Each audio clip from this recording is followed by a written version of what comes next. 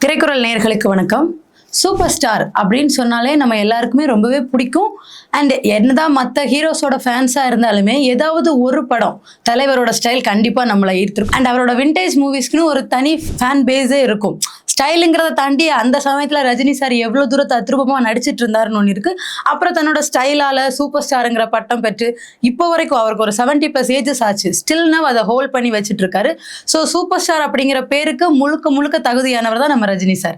இதை தாண்டி ரஜினி சார் வாழ்க்கையில் நிறைய தோல்விகளை சந்திச்சிருப்பாரு. பொது வாழ்க்கையிலையும் அவரோட பர்சனல் லைஃபையும் தாண்டி சினிமாலே அடிக்கடி நிறைய சரிவுகளை பார்த்தவர். அப்படி சரிவுகள் வந்தால் மறுபடியும் அதுலேருந்து மீண்டெழுந்து கம்பேக் கொடுத்து வர்றதே நம்ம தலைவரோட ஒரு தனி ஸ்டைல் தான். அது அவர் எப்பவுமே பக்காவாவே பண்ணுவாரு. அந்த வரிசையில் வந்த ஒரு படம் தான் ஜெயிலர். ஜெயிலர் படத்தை பத்தி நம்ம எல்லாருக்குமே தெரியும். நெல்சன் திலீப் குமார் ரஜினிகாந்த் அவர்களோட கூட்டணியில உருவான படம். படம் வந்த அன்னைக்கு ஒரே நாள்ல வேர்ல்ட் வைடா 100 crores கலெக்ட் பண்ண படம். அண்ட் ரொம்ப ஒரு பக்கா மாஸ் ஹிட் படம்னே சொல்லலாம். அண்ட் அந்த படத்தோட 2வது பாகம், அதாவது ஜெயிலர் 2க்கான அப்டேட் இப்ப வந்து திரையுலகத்தே ஒரு பரபரப்புக்குள்ள தள்ளி இருக்கு. சரி, இந்த படம் இப்ப என்ன ஸ்டேட்டஸ்ல இருக்கு? ஷூட்டிங் முடிஞ்சிருச்சா? ரீஷூட்டிங் போறாங்களா? புதுசா எஸ்ஜே சூர்யா, விஜய் சேதுபதி இந்த கூட்டணியில இணைஞ்சிருக்காங்க. அண்ட் பாலிவுட் பாஷா சொல்லப்படுற ஷாருக் கான் அவர்களுமே இந்த திரைப்படத்துல இணையறதா இருந்து இப்ப விலகி இருக்காரு. அதுக்கான காரணம் என்ன? இப்படி எல்லா விஷயத்தையும் தான் நம்ம இந்த வீடியோ முழுக்க பார்க்க போறோம். வீடியோவை ஸ்கிப் பண்ணாம பாருங்க. ஃபர்ஸ்ட் நம்ம ஜெயிலர் படத்தோட பின்னணி என்னன்னு தெரிஞ்சுக்கணும். ஏன்னா அந்த படம் இவ்வளோ பெரிய வெற்றி படமா அமைஞ்சிருக்கு. அதுக்கேற்ற ஹைப் மக்கள் கிட்ட இருந்துச்சான்னு கேட்டிங்கன்னா கண்டிப்பா இல்லை. எல்லாருமே ஒரு டவுட்ல தான் இருந்தாங்க. ஏன்னா அண்ணாத்த, தர்பார் அப்படின்னு வரிசையா 2 படங்கள் எதிர்பார்த்த வெற்றியை கொடுக்காம ஃப்ளாப்ல இருந்துச்சு.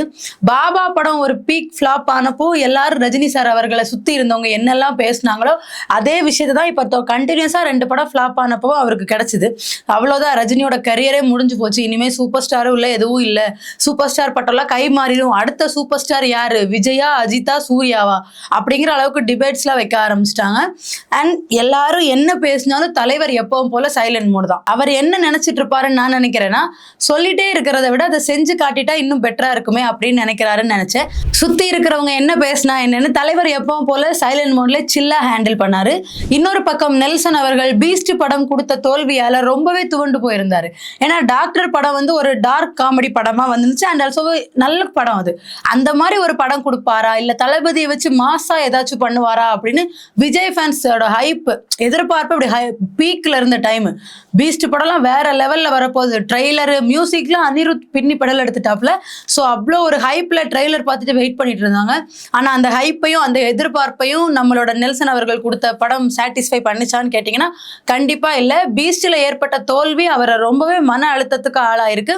அதுல இருந்து மீண்டு வர முடியாம யாருக்குமே அவர் மேல நம்பிக்கை இல்லை. போற இடங்கள் எல்லாம் இன்சல்ட், சோசியல் மீடியா ஃபுல்லா ட்ரோலு. அண்ட் படத்தை தாண்டி நெல்சனையே ரொம்ப பர்சனல் அட்டாக் பண்ற மாதிரி எல்லாம் போயிட்டாங்க. ஸோ இப்படி 2 பேருமே ரொம்ப இக்கட்டான, அதாவது கெரியரே முடிஞ்சிருமோ. அந்த ரஜினி சாருக்காச்சும் பல படங்கள் பார்த்தவர், பல தோல்விகளை பார்த்தவர்.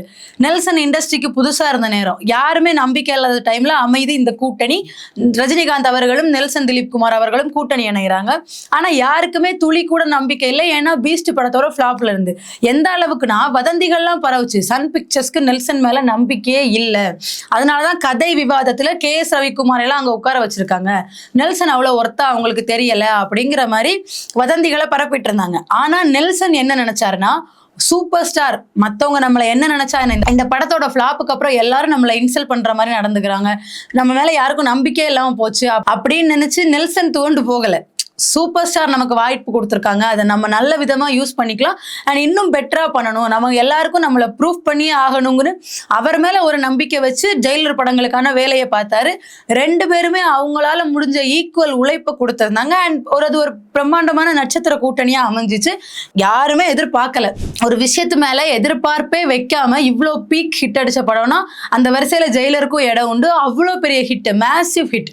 முதல் நாள்லேருந்து கடைசி நாள் வரைக்கும் படம் ஃபுல்லாக பக்கா மாஸ். ஆக்சுவலா ரஜினி சாரை வச்சு படம் எடுத்த எல்லாருமே அவருக்கு டை அடிச்சு எங்கா காட்ட ட்ரை பண்ணி மேக்கப் போட்டு நமக்கு ஒரு மாதிரி என்ன ஒட்டவே மாட்டேங்குது அப்படிங்கிற கோணத்துல அவரை காமிச்சிட்டு இருந்தப்போ, அவர் வயசுக்கே உரிய கேரக்டர், டை அடிக்கல, எதுவுமே பண்ணல. அண்ட் ஹீரோயின் வந்து ஒரு யங் ஹீரோயினை இவர் ஓடி ஓடி லவ் பண்ண மாதிரியோ, இல்ல அந்த பொண்ணு இவர் பின்னால துரத்தி துரத்தி லவ் பண்ற மாதிரியோ வழக்கமான படமா இல்லாம அவரோட ஒரிஜினல் கேரக்டர் அண்ட் ஒரிஜினல் வயசு, அந்த எந்த விதமான மேக்கப்போ எதுவுமே இல்லாம சிம்பிள் சிம்பிளா நான் என்ன சொல்றேன்னா, இப்ப ரஜினி அவர்களுக்கு 70+ ஆகுதுன்னா அதுலயுமே பார்க்கும்போது 70+ஆவே தெரிவாரு. ஒரு தாத்தா கேரக்டர்ல நடிச்சிருப்பாரு. அண்ட் ஸ்டார்டிங்ல எல்லாரும் வீட்டுல அவங்கள இன்சல்ட் பண்ணுவாங்க. அதுக்கப்புறம் போக போக என்ன கதைங்கிறதா அவ்வளோ சூப்பரா அந்த கேரக்டர் நெல்சன் எழுதினதை தாண்டி அவ்வளோ சூப்பரா அந்த கேரக்டர் நம்ம சூப்பர் ஸ்டார் ஹேண்டில் பண்ணியிருப்பாரு. இப்படி எல்லாரோட உழைப்புமே சேர்ந்து ஒட்டுமொத்தமா ஒரு மெகா ஹிட் படமா வந்ததுதான் ஜெயிலர். இப்போ அந்த படத்தோட செகண்ட் பார்ட் அப்டேட் அது ரொம்ப, ஏன்னா ஃபர்ஸ்ட் பார்ட்டோட கிளைமேக்ஸ்ல செகண்ட் பார்ட்டுக்கான லீடை வச்சுட்டாரு. ஸோ 1க்கு எந்த அளவுக்கு ஹைப்பே இல்லாம இருந்துச்சோ பார்ட் 2க்கு ஹைப் அப்படியே பீக்ல போயிருக்கு. எதிர்பார்ப்பு அவ்வளோ அதிகமா இருக்கு. ஏன்னா ஜெயிலர் 1 அவ்வளோ மாஸ் கிளாஸ் ஹிட்டு, ஜெயிலர் 2 அந்த மாதிரி இருக்குமா, மறுபடியும் அதே ரஜினியை நாங்க பார்ப்போமா அப்படிங்கிற எதிர்பார்ப்புகள் ரஜினி ரசிகர்கள் மத்தியிலையும் சினிமா ஃபேன்ஸ் மத்தியிலுமே ரொம்ப அதிகமா இருந்துட்டு இருக்கு. இப்போ சில விஷயங்கள் பரவுது, 1-2 வதந்திகள். அது என்னன்னா, ஷூட் எடுத்து முடிச்சிட்டாங்க, படத்தை ஃபுல்லா எடுத்துட்டாங்க. ஆனா சில அவுட்புட்ல நம்ம நெல்சனுக்கு திருப்தி இல்லை, சாட்டிஸ்பாக்சன் இல்லாதனால அப்படிங்கிற மாதிரி சில வதந்திகள் பரவுது. ஆனா நமக்கு நம்ப தகுந்த வட்டாரங்கள் என்ன சொல்றாங்கன்னா, எந்த ரீஷூட்டும் போகல, ஒட்டுமொத்தமாவே முழுக்க ஷூட்டிங் முடிஞ்சு எடுத்த அவுட்புட் நெல்சன் எதிர்பார்த்ததை விட ரொம்ப பக்காவாவே வந்திருக்கு. அவர் ஃபுல்லி சாட்டிஸ்ஃபைட் தான். ஸோ படத்தை இந்த வருஷத்தோட செப்டம்பரோட கடைசி வாரத்திலோ இல்ல அக்டோபரோட முதல் வாரத்திலோ ரிலீஸ் பண்றதா பிளான்ஸ் போயிட்டு இருக்கு. தீபாவளி, ஆயுத பூஜை இந்த பண்டிகை காலங்களை டார்கெட் பண்ணி இந்த படத்தை ரிலீஸ் பண்றாங்க. இதுக்கு முன்ன பண்ணப்பவே வசூல்ல அவ்வளோ அள்ளிச்சு. மொத்தமா நெல்சன் மேல நம்பிக்கையே இல்லாம இருந்தவங்களுக்கு வாயெல்லாம் அடைச்சு போற மாதிரி மொத்தமா 700 கோடி வசூல் அந்த படம் ஈட்டுச்சு. எந்த அளவுக்கு நெல்சன் மேல நம்பிக்கையே இல்லாம எல்லாரும் இருந்தாங்களோ அந்த நம்பிக்கையெல்லாம் உடைச்சு எல்லாரும் வாயடைச்சு போற அளவுக்கு ஜெயிலர்ல ஒரு மேசிவ் ஹிட் கொடுத்தாரு. வதந்தியெல்லாம் எந்த அளவுக்கு பரப்புனாங்கன்னா, சன் பிக்சர்ஸ்க்கு நான் சொன்ன மாதிரிதான், சன் பிக்சர்ஸ்க்கு நம்பிக்கையே இல்லைன்னு. ஆனா படத்தோட இவ்வளோ பெரிய வெற்றிக்கு அப்புறம் 700 கோடி ரூபாய் வசூல் ஈட்டிருக்கு அந்த படம். படத்தோட இந்த வெற்றிக்கு அப்புறம் நெல்சன் அவர்களுக்கும் ரஜினிகாந்த் அவர்களுக்கும் அனிருத் அவர்களுக்கும் சன் பிக்சர்ஸ் நிறுவனம் சொகுசுக்கார பரிசா வழங்கினதெல்லாம் ஒரு சரித்திரம். இப்போ இந்த ஜெயிலர் 2 படத்துக்கு வந்தோம்னா, இந்த படத்துல புதுசா 2 பேர் இணைஞ்சிருக்காங்க. அவங்க யாருன்னா, மக்கள் செல்வன் விஜய் சேதுபதி, எஸ்.ஜே. சூர்யா. 2 பேருமே எப்பவுமே எந்த படத்துல நடிச்சாலுமே அந்த கதை நல்லா இருக்கா, அந்த படம் நல்லா இருக்காங்கிறத தாண்டி அவங்க 2 பேரோட ஸ்கிரீன் பிரசன்ஸுமே நம்மளை வியக்க வைக்கும். அதுலயும் முக்கியமா எஸ்.ஜே. சூர்யா அவர்கள் எந்த படத்தை நடிச்சாலும் எஸ்.ஜே. சூர்யாக்காக அந்த படத்தை பார்க்கலாம். படத்துல எஸ்.ஜே. சூர்யா இருக்காரா, அப்ப படத்தை பார்க்கலாம் அப்படின்னு இருந்த நிலைமை எஸ்.ஜே. சூர்யா இருந்தா படம் பார்க்க வருவாரு. அப்ப கதை இல்ல, உங்கள்கிட்ட கதை இல்ல, படம் நல்ல ஸ்கிரீன் பிளே பண்ண தெரியல, எதுவும் இல்லைனாலும் பரவாயில்ல, எஸ்.ஜே. சூர்யாவை கேஸ்ட் பண்ணுங்க, படம் ஓடிடும் அப்படிங்கிற லெவலுக்கு எஸ்.ஜே. சூர்யாவோட மார்க்கெட் இப்போ பீக்ல இருக்கு. இவங்க 2 பேருமே புதுசா இந்த கூட்டணியில இணைகிறாங்க. இது போக மலையாள நடிகர் சுராஜ் வெஞ்சரமூடு, அப்புறம் பாலிவுட் ஹீரோயின் வித்யா பாலன், அப்புறம் நம்ம காமெடி மேன் சந்தானம் எல்லாருமே இந்த படத்துல இணைஞ்சிருக்காங்க. ஒரு நட்சத்திர பட்டாளமே இந்த படத்துல இருக்கு. இது போக இதோட ரிலீஸ் டேட்டுமே அரசல் புரசல வெளியே வர ஆரம்பிச்சிருக்கு. இப்படி இந்த எல்லா கூட்டணியும் சேரும்போது அந்த படம் எப்படி மாசிவ் ஹிட் அடிக்க போது நம்ம எல்லாரும் பாக்குறதுக்காக ஆவலா காத்துட்டு இருக்கோம்.